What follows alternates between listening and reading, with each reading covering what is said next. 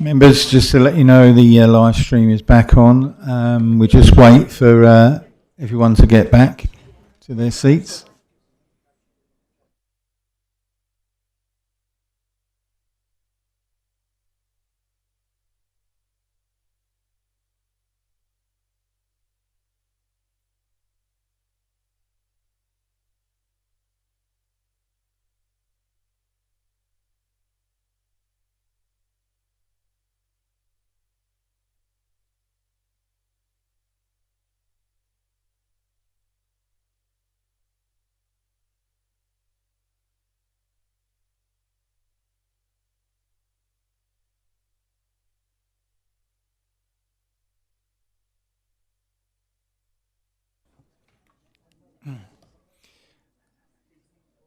Members, are we ready to continue?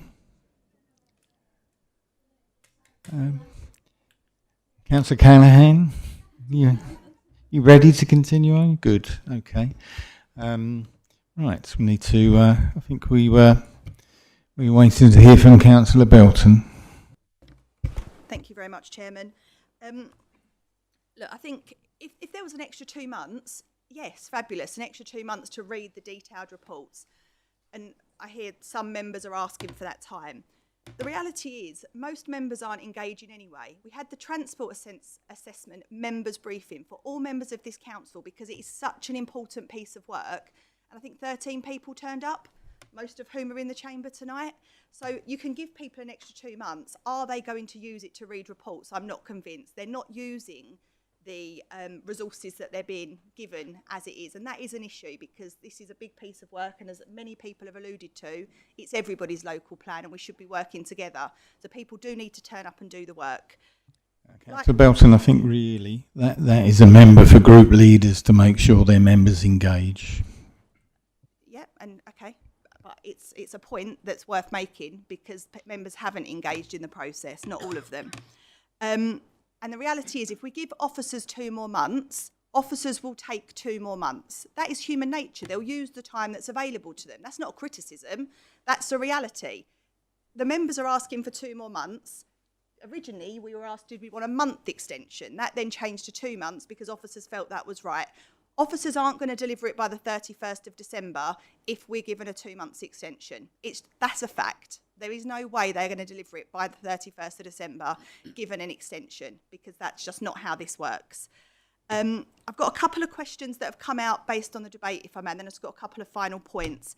Through you, Emma, you mentioned that the opportunity, because we're going to have to publish a draft Reg 19 in 2 weeks, come what may. So I think members all need to realise that we've got to pick some sites in the next couple of weeks, regardless if this gets kicked into the long grass or not. Once that happens, if we then get an extension, you mentioned that there may be an opportunity to then revise that ahead of full council. How? There'd need to be another meeting, if I'm not mistaken, because if we've recommended a report, that report can't be changed before full council unless we come back and meet again. So unless I've misunderstood what you said, I think that is what would need to happen. Then I'll be honest. So the 2 month risk, yes, many years, 2 months, it seems like a drop in the ocean. But the reality is it's another 2 months where developers that could come forward for 20 houses, 200 houses, knowing that it classes speculative application because we don't have a 5-year land supply and it's tilted balance, knowing that they'll almost certainly get approval regardless, knowing that members in most cases won't even get a say because on Halloween, the rules change and officers make all the decisions. So I really do think we need to consider that 2 months and the reality that that could have on developers, which others have very ably and more eloquently said. The biggest risk, and it comes back to Councillor Reeves, we flag ourselves up to MHCLG. We've already published a Reg 19 because we have to. We can't get out of that. They can then do exactly to us what they've done to Basildon and say, thanks very much, we've seen your draft plan, now get it out for consultation. And we actually lose time. MHCLG do not like Rochford. They see our lovely green open spaces and the money that it can make and they want to develop here. And that is a huge risk. It is bad enough that we are having to work to Labour's housing numbers. I do not want to have to work to Labour's local plan. And that is very much what could happen if we say we're struggling to deliver. So that is a real risk for me. And then just a couple of final points. Once this is published, an emerging local plan carries weight. As soon as it's out there and it's delivered, it carries weight. So all of these sites, all of these action groups that we're talking about that are doing fantastic work, working their backsides off, they can use our emerging local plan as an evidence base. It's down to planners and members to decide how much weight to give it, but you can certainly give it weight. And that, to me, is something that they're waiting for. They've been waiting for our local plan to see if it supports them or not. And we're taking that opportunity away from them, is how I feel about this. I think we're missing an opportunity here. Everybody in this chamber, well, most people in this chamber have said they want to deliver by the 31st of December, come not way, extension or no extension. So why ask for one? Why not let's just dig in like we have been? The last 6 weeks, everyone in this chamber, every single one in this chamber has dug in. We've put in hours upon hours to get this right, to make sure it happens. Why now, just because Southend did and just because Braintree did, why now say, oh, we can't do it either, when we can? We've just got to put our money where our mouth is. So I will not support an extension because I think we're capable of delivering. I'm prepared to put the work in, and I know most others are too, and I think that's our job. Thank you, Councillor Belton. I'll let Emma answer a few of those questions, but I'd like to point out that Councillor Belton will know the amount of time it's taken for the Reg 18 consultation process and the responses to be brought together. I think Emma can probably clarify how long that took and how much time we've also got for the Regulation 19 period for consultation as things stand. Thank you. So I think in terms of a committee report, if the circumstances arose that we had published something and then we got a positive letter between publishing and council meeting, then absolutely I think another planning policy committee meeting can be put in the timetable. So so that should be fine. I think we do, just on the Southend points, I know we've talked around it a fair bit. There is, we all know that there is a potential to consider a cross-boundary allocation at Southend, and we need to understand the consequences of their decision-making on our decision-making. We were previously working in parallel. It appears that we're not working in parallel anymore, so we will have to try and do that next week. But obviously timescales are really tight on that. And then I suppose just in general, there is the point around the back end of the process. So you've got the Regulation 18 consultation responses before you today. We expect a similar number and probably more and more detailed responses as part of Regulation 19. If we do Planning Policy Committee and then Council, with a council decision on, say, I think it's in for the 17th of December. If you're looking at publication, you're looking at approximately 3 weeks between the end of the consultation period and those papers having to be published for Planning Policy Committee. If we do go with that timetable, and obviously that's what we're progressing with at the moment, what we've been talking about and what we'd urge members and residents listening to this is if they can put in their responses as soon as possible within that 6 week period, because that allows us to process as we go. That will be the only way that we will be able to make sure that we can meet that deadline, because it is incredibly tight and we can't miss that council step out at the end, partly because you don't want us to, but also legally there's been a recent JR to a decision in Oxford, because at this stage they said, and it was a fairly common approach, local authorities did it quite often, consult on the Reg 19 and then submit it. And there's been a JR on that basis. So the legal advice is the best way to avoid that legal risk is to go back to council again at the end of the process. So we do have to factor that in as an absolute in terms of the process.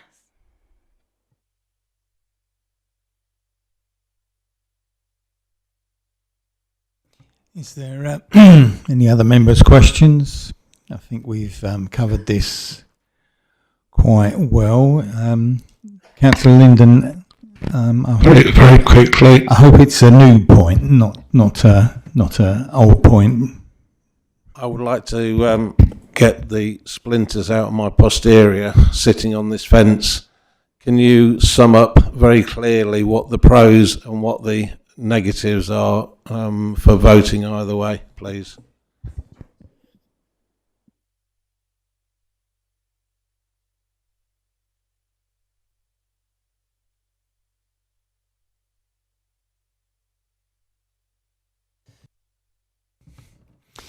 Right, members, you've heard the officers.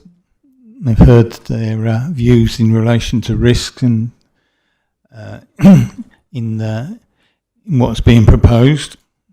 My particular viewpoint is that we're seeking to send a letter to request an extension, but as been pointed out, that we are still working along the line to meet the deadline as it currently exists. So my view is that the only risk that we're looking is that we get a negative response and we have to carry on as we're carrying on. If we get a positive response, I believe that the time will be used appropriately to produce a plan that is much more acceptable to our residents and acceptable for members to support.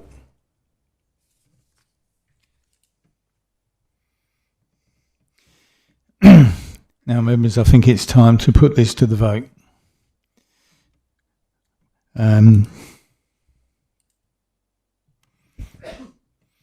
Members, I will now move a motion that the recommendations on page 4 of the supplementary be approved. Can I have a seconder, please? Councillor Capon, thank you. We will now vote on the recommendations. Members, are you happy for me to take these on block or separately?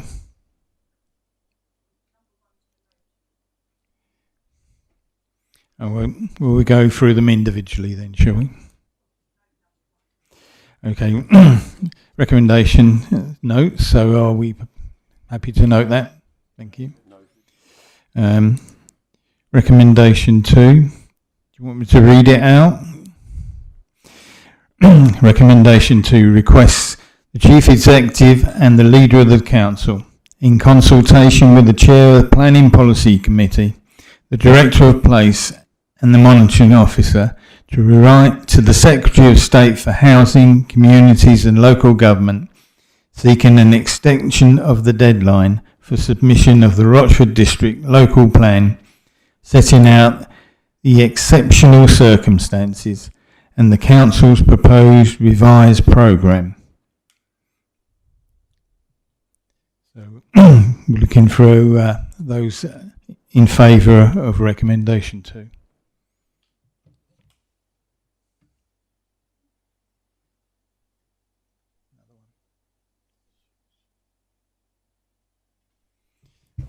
Those against?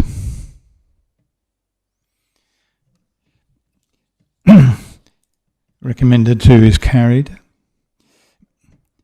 And recommendation 3 it confirms that unless until the government formally agrees any change to the applicable arrangements, officers should continue to progress the local plan on the basis of the existing 31st of December 2026 submission deadline. Those in favour?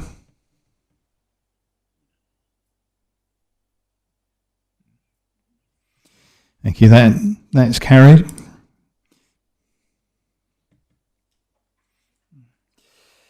Well, that now concludes the business of this evening. Thank you for your attendance.